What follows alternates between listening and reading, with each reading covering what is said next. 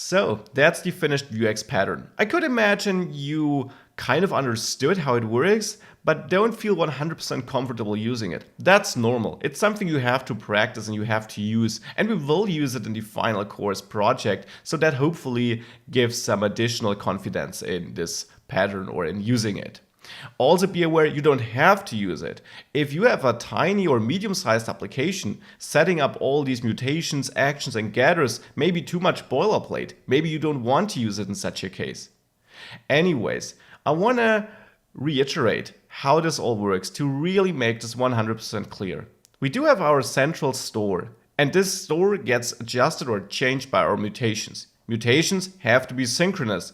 Therefore, we oftentimes use actions to commit our mutations. Actions are dispatched by our components, and it is a good practice to always use actions even for non-asynchronous mutations or tasks, but you don't have to. If you don't want to use async code, you are fine to just commit your mutations directly from your components without using actions in between. However you do it, in the end, of course, you not only want to change the state, you also want to use it. And for that, we got getters. Getters allow you to access your state in different components, and getters have the nice benefit of these components automatically getting updated whenever your state changes. Let's see this in our application. In our application, everything starts here in the store. We set up our initial state, which holds this counter, which is 0 initially. Now, this state is nice, but it doesn't help us if we can't use it in our application. Therefore, we want to see it in some components. To see it, we set up some getters to have reusable code for accessing our state. We do use these getters in the result and in the another result component. In another result, we use map getters, this little helper, to create a couple of computed properties automatically, which we then can use to access our state or our properties in the state. And in result, we do it directly by accessing this $store getters, since we only use one getter here. We could use map getters here too, of course.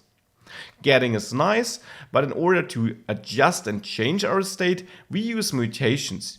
Mutations take the state as input, and optionally, they also get a payload.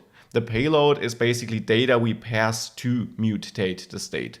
Here we then directly manipulate the state and therefore overwrite the old state. We can commit mutations directly from our components, but oftentimes we will use actions in between, and we do have to use actions if we want to run asynchronous tasks. These actions are set up in such a way that the first argument is the context, which is almost the same as the store, but does have some minor differences. And there we mainly need the commit method, which we use to commit the mutations. We can use async code in our actions as long as the committing is always done synchronously, so as long as we don't have async code in our mutations. We also can, of course, get a payload for our actions, and we do fire the actions in our counter and another counter methods, or components, where we set up our methods and use map actions with the spread operator here to quickly create or let Vuex create the actions we need to have to access our actions. And that is really all. This is how a Vuex application is set up and how we can manage the state there. In the next videos, I want to have a look at how we could split out the store.js file into multiple files for bigger applications, because this file will get crowded pretty quickly, and some additional things on how to optimize this for using it with bigger applications.